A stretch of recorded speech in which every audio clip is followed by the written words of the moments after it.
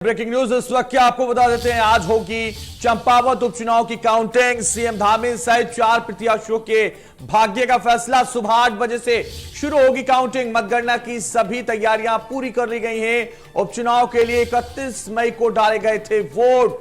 तो चंपावत सीट से मुख्यमंत्री पुष्कर सिंह धामी निर्मला गैतोड़ी के सामने चुनाव लड़ रहे हैं और उपचुनाव में आज काउंटिंग होगी। सीएम धामी सहित 4 प्रत्याशियों के भाग्य का फैसला आज होगा। चंपावत उपचुनाव सीट का आज काउंटिंग होगी। सुबह 8 बजे से काउंटिंग शुरू होगी। मतगणना की सभी तैयारियां पूरी कर ली गई हैं। इस वक्त की ये ब्रेकिंग न्यूज, बड़ी खबर, बड़ी जानकारी आपको दे रहे हैं इंडिया न्यूज पर। और आपको बता दें, इस वक्त की ये बहुत बड़ी खबर है। उपचुनाव के लिए 31 मई को वोट डाले गए थे। आज चंपावत उपचुनाव की काउंटिंग होगी। तो सीएम धामी सहित 4 प्रत्याशियों के भाग्य का फैसला आज होगा। तो सुबह 8 बजे से काउंटिंग शुरू होगी। चंपावत सीट से उपचुनाव लड़ रहे हैं मुख्यमंत्री पुष्कर सिंह धामी, क्योंकि खटीमा से वो विधानसभा 2022 चुनाव हार गए थे। हालांकि उनको मुख्यमंत्री बनाया गया और अब चुनाव जीतने के लिए उनके लिए कैलाश गैतोड़ी ने सीट छोड़ी थी और चंपावत से वो उपचुनाव लड़ रहे हैं। उनके सामने निर्मला गैतोड़ी कांग्रेस से ताल ठोक रहे हैं। 4 प्रत्याशियों के भाग्य का फैसला आज हो जाएगा, क्योंकि काउंटिंग आज 8 बजे से शुरू होगी। सुबह 8 बजे से काउंटिंग शुरू हो जाएगी उपचुनाव को लेकर। मतगणना की सभी तैयारियां पूरी कर ली गई हैं और 8 बजे काउंटिंग शुरू होगी।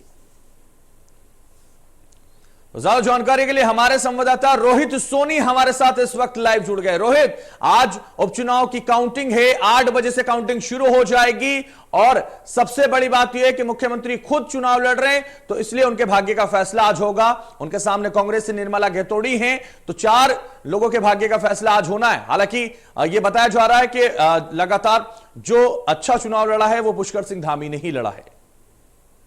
बिल्कुल, देखिए 31 मई को जो है मतदान की प्रक्रिया संपन्न हुई थी और आज यानी 3 तारीख को जो है मतगणना की जानी है।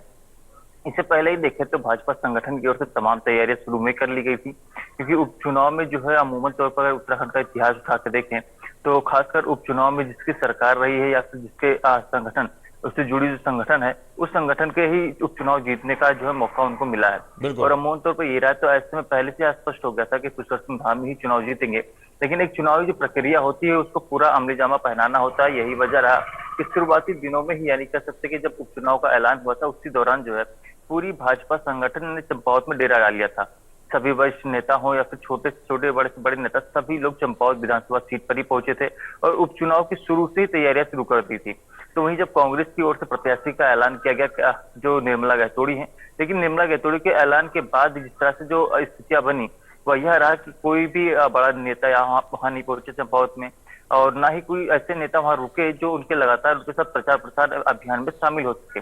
यही वजह है कि कुछ दिनों पहले यानी कि मतदान के बाद ही जो है निर्मला गैतोड़ी ने एक बड़ा बयान दिया था और उन्होंने इस बात का जिक्र किया था कि इस बार उपचुनाव में जो है वह अकेला रही हैं। कुछ ही लोग जो उनके जिलों के जुड़े हुए नेता थे वो बीजेपी में शामिल हो गए, लिहाजा प्रदेश के जो अध्यक्ष हैं करण महरा या फिर कुछ और नेता, उन्हीं लोग कुछ दिनों के लिए उनके पास पहुंचे थे, लेकिन वो बाकी पूरे चुनाव में वह अकेली रही हैं।